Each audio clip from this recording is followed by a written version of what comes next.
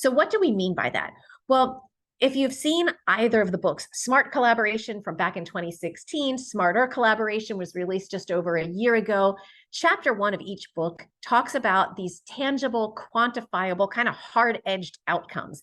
And the financial benefits of smarter collaboration are clear. We have run this analysis in how many law firms, Chilla? Probably over 300, yeah, easily. I mean, so lots and lots and lots of law firms where we've replicated this kind of pattern. I'm not going to get into the gory details here, but let me give you some intuition behind what we mean by this. And if you want to dig in more, let us know. Same way with any of these outcomes that we're talking about. But here's data from a sample professional services firm. We worked with them for the first time in 2017. That's the blue data on, sorry, that's the green data that we've got here. What you see is that when this firm served clients with just a single practice group, that's the bars on the left, it was teeny tiny amounts of revenue that were generated, and it grew over time.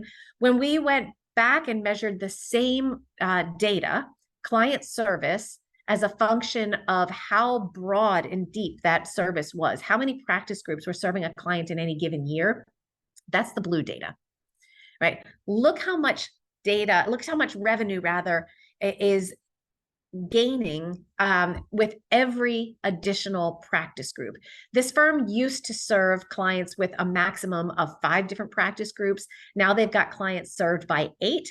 When they serve those clients with a similar number of practice groups, from comparing 2017 to 2022, the difference is massive. What is this firm doing differently?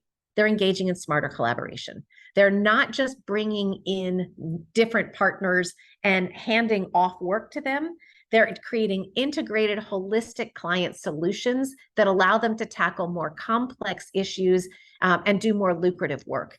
The bars on this line, the lines on this chart rather, are showing the number of clients that are served in any given category. So what you see is the green numbers. Back in 2017, they were serving more than 2,000 clients with just a single practice group.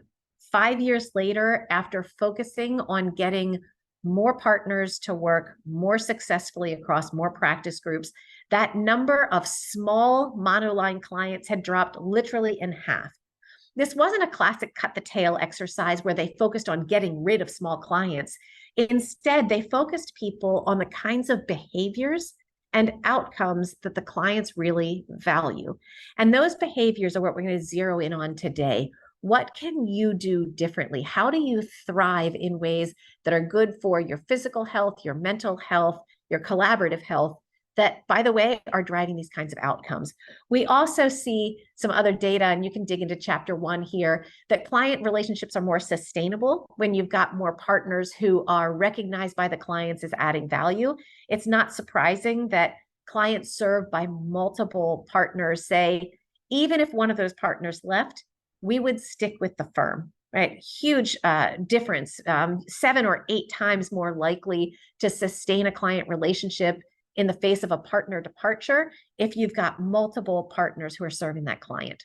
There's tremendous effects on innovation. I won't go through the numbers here, except to say that innovation that we often attribute mentally to an innovator doesn't really happen that way. And it happens that way far, far, far less than historically it has.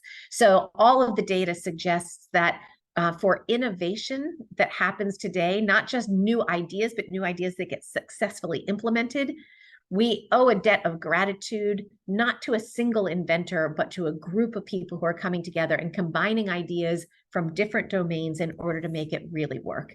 Now, this is the classic twins diagram. If any of you don't know Twin 1 and Twin 2, we'd ask you to pick up a copy of the book. This is the holy moly or holy something slide, as many people refer to it, because it shows in an incredibly powerful visual way the performance differential for partners in a law firm who are more versus less collaborative. The punchline is the more highly networked partner, the one who has a more diverse network, a richer network, and knows how to activate that network, has performance 4 times higher than the more isolated individual who, by all accounts, demographically and professionally, is almost inseparable.